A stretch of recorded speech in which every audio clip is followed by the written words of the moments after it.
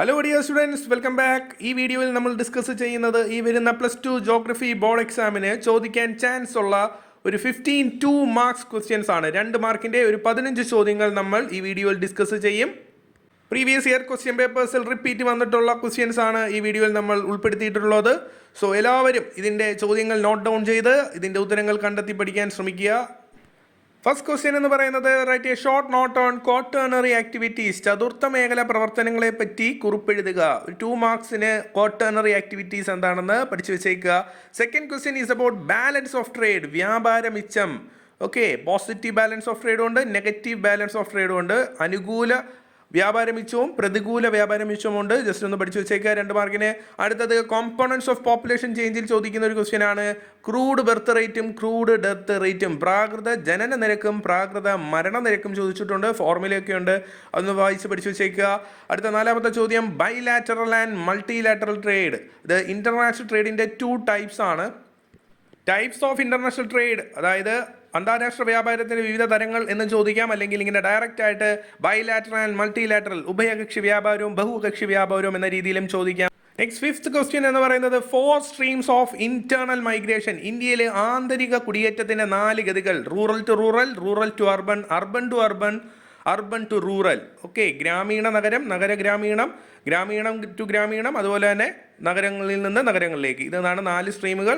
വായിച്ച് ഒന്ന് വെച്ചേക്കുക, ഇമ്പോർട്ടൻ്റ് ആണ്. അടുത്തത് 6ാമത്തത് മീനിങ് ഫുൾ ലൈഫ്. കഴിഞ്ഞ മോഡൽ എക്സാമിന് ചോദിച്ച ക്വസ്റ്റ്യൻ ആണ്.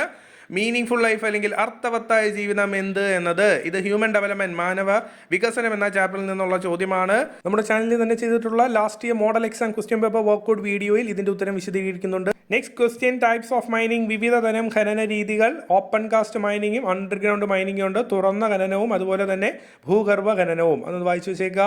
8th question 2 sub fields of social geography. കഴിഞ്ഞ ബോർഡ് എക്സാമിനും കഴിഞ്ഞ എക്സാംസിനൊക്കെ എക്കണോമിക് ജോഗ്രഫി ഒക്കെ ചോദിച്ചിരുന്നു സബ് ഫീൽഡ്.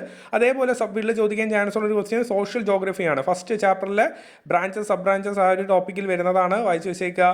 9th ക്വസ്റ്റ്യൻ ദേശീയ ജലപാതകൾ, നാഷണൽ വാട്ടർവേസ്. ഇത് ഫിൽ ഇൻ ദ ബ്ലാങ്ക്സ് ആയിട്ടൊക്കെ ചോദിക്കാം, അല്ലെങ്കിൽ മാച്ചസ് ഫോളോയിങ് ആയിട്ട് ചോദിക്കാം, അല്ലാതെയൊക്കെ എഴുതാനും ചോദിക്കാം. കഴിഞ്ഞ എക്സാമിനൊക്കെ ചോദിച്ചിരുന്നു.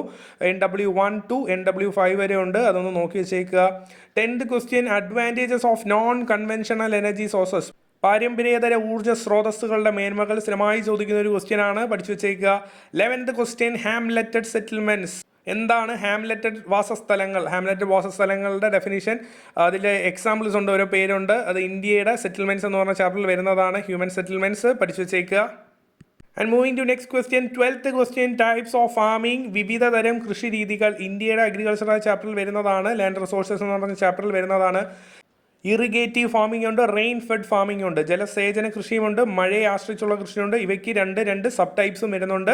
ഇത് കഴിഞ്ഞ ബോർഡ് എക്സാമിന് ഇതേ കണക്ക് കോളം വെച്ചിട്ട് ചോദിച്ചതാണ്. അതുകൊണ്ട് ഈ വട്ടം ചോദിക്കാൻ ചാൻസ് ഉള്ളൊരു ക്വസ്റ്റ്യൻ ആണ്, പഠിച്ചു വെച്ചേക്കുക.